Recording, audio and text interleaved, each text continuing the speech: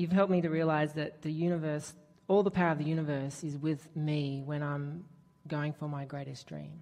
Going for lesser things, The energy there's that not as creates- much power behind me. And Say again, we were talking right over the top of you. Yeah, it's like you've helped me to realize that miracles happen when you go for your dreams because everything's with you. The A universe is miracle with you. meaning a freak of nature? You know, sometimes you hear of people following their dream and they throw themselves into something that might seem risky or scary, but they're doing what they love and they don't know what's going to happen, but all these amazing things start happening. Well, the way we would describe that is when someone throws themselves into something that maybe others are calling risky, or maybe they even at one time would have called risky. When they're throwing themselves into it, it means that they have achieved a vibrational pattern that makes their expectation of success strong enough, at least for the moment that they're making the decision to throw themselves into it. So for them, there was no feeling of risk. We're never encouraging you to feel afraid and jump in anyway, because the fear that you feel is your indication that you haven't prepared the grid and it's going to be hard. That's why we want you to make it general enough that the fear goes away. We want you to take yourself into a place where the fear has subsided, and then it's not risky. Someone recently asked us, what's the difference between a possibility and a probability? And we said, we would really like to take it further to a certainty, because a possibility or a probability, those are just weaker vibrational convictions. That's just less focus upon what is wanted. But if you can hear us when we say that you have put things in your vortex that are a vibrational reality, and even though you can't see them, you've got to trust that they are there.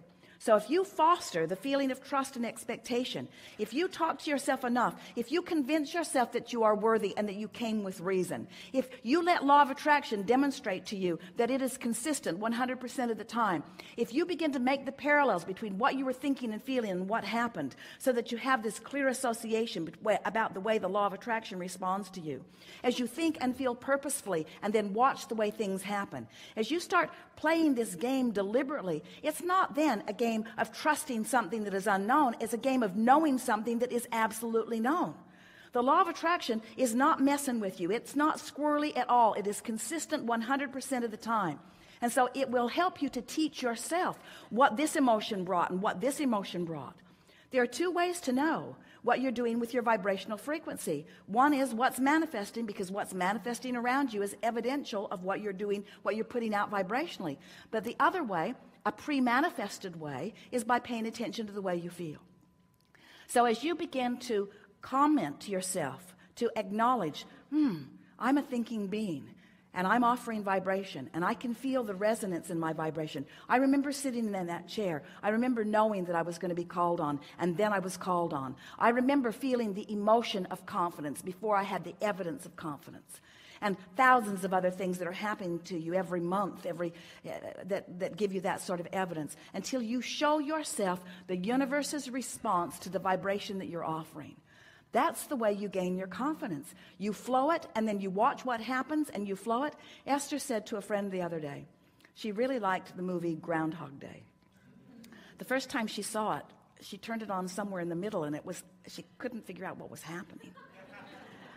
But as she watched it from the beginning to the end, she has been thinking recently that since you never get it done and you can't get it wrong, that every time you have an experience, you have the opportunity to regroup and play it again more in the way that you're wanting.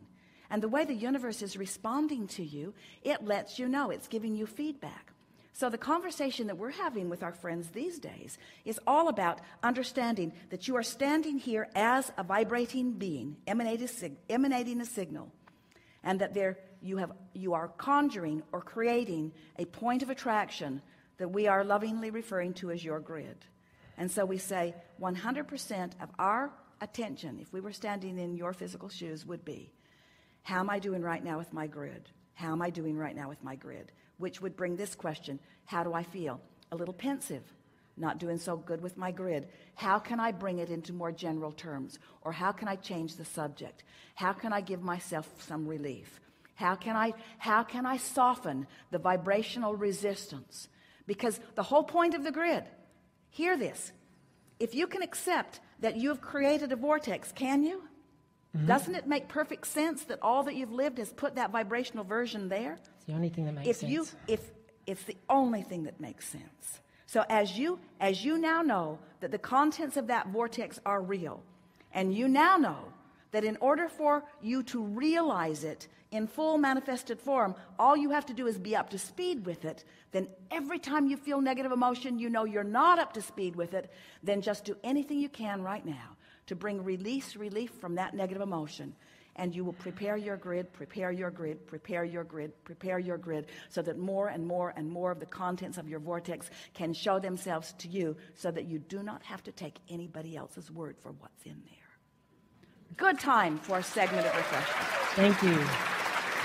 Thank you. Let's take 20 minutes.